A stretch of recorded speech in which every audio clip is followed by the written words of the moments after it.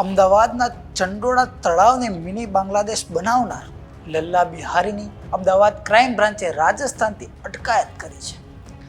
લલ્લા બિહારી મૂળ રાજસ્થાનના અજમેરનો વતની છે. ચંડોળા તળાવમાં ડિમોલેશનની કામગીરી શરૂ થાય તે પહેલા જ ફરાર થઈ ગયો હતો.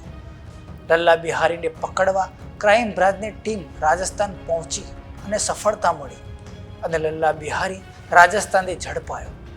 આ વિશે વિગતે વાત કરશું આ વિડીયોમાં. નમસ્કાર, આપ જોઈ રહ્યા છો વાઇબ્સ ઓફ ઇન્ડિયા અને મારું નામ છે અફનાન. આરોપી લલ્લા બિહારીના 4 મકાન અને ગોડાઉન પર અલગ અલગ ટીમો બનાવી તપાસ કરવામાં આવી હતી. લલ્લા બિહારીના પુત્ર ફતેહ પઠાણને પણ પોલીસે ઝડપી પાડ્યો હતો. લલ્લા બિહારીની 4 પત્ની છે અને 4 પત્ની અલગ અલગ ઘરમાં રહે છે. ક્રાઇમ બ્રાન્ચની ટીમ 4 પત્નીના ઘરે પહોંચી અને તપાસ શરૂ કરી. લલ્લા બિહારીની પ્રથમ પત્ની જમીલા બાનુ, બીજી પત્ની ફિરોઝા બાનુ, ત્રીજી પત્ની તમ્મન અને ચોથી પત્ની રૂકસાના બાનુના ઘરે ક્રાઇમ બ્રાન્ચે સર્ચ શરૂ કર્યું હતું.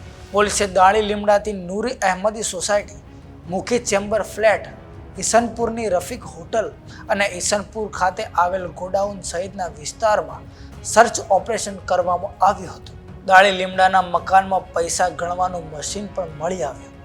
ઉપરાંત ભાડા કરાર, ભાડાની રસીદ, ફાર્મ હાઉસ અને મકાનના ડોક્યુમેન્ટનો જથ્થો જપ્ત કરવામાં આવ્યો હતો. લલ્લા બિહારીના ઘરમાંથી થેલીઓ ભરીને ડોક્યુમેન્ટ જપ્ત કરાયા છે. મળતી માહિતી મુજબ ક્રાઇમ બ્રાન્ચની ટીમ ચંડોળાની મિની બાંગ્લાદેશ બનાવનાર લલ્લા બિહારીના ઘરે સર્ચ ઓપરેશન હાથ ધર્યું.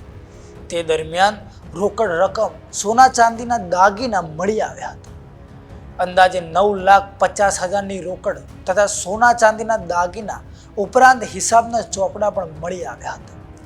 હવે ક્રાઇમ બ્રાન્ચની પૂછપરછમાં લલ્લા બિહારી અનેક મોટા ખુલાસા કરે તેવી શક્યતા છે. આ મામલે વિપક્ષના નેતા શહેજાદ ખાન પઠાણે ગંભીર આરોપ લગાવતા કહ્યું કે લલ્લા બિહારીને પ્રશાસન દ્વારા છાવરવામાં આવ્યો હતો, જેના કારણે તે મોટા ગુનેગાર બન્યો. તેમણે માહિતી આપતા કહ્યું કે વર્ષ 2021 અને 2023માં ચંડોળા તળાવના દબાણ અંગે પોલીસ અને કલેક્ટરને લેખિત ફરિયાદ કરવામાં આવી હતી.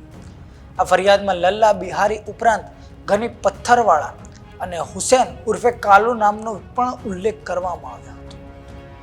વિપક્ષના નેતાએ આરોપ મૂક્યો છે કે લલ્લા બિહારી દ્વારા ગેરકાયદેસર બાંધકામ કરીને તેને ભાડે આપવામાં આવી રહ્યું છે. શહેજાદ ખાન પઠાણે માંગણી કરી છે કે આ સમગ્ર મામલે લેન્ડ ગ્રેબિંગ એક્ટ હેઠળ ફરિયાદ નોંધાવવી જોઈએ અને લલ્લા બિહારી સામે કડક કાર્યવાહી થવી જોઈએ.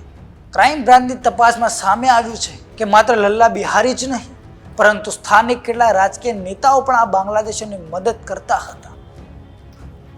રાજકીય નેતાઓના કારણે જ બાંગ્લાદેશીઓને ભારતના ડોક્યુમેન્ટ મળતા હતા.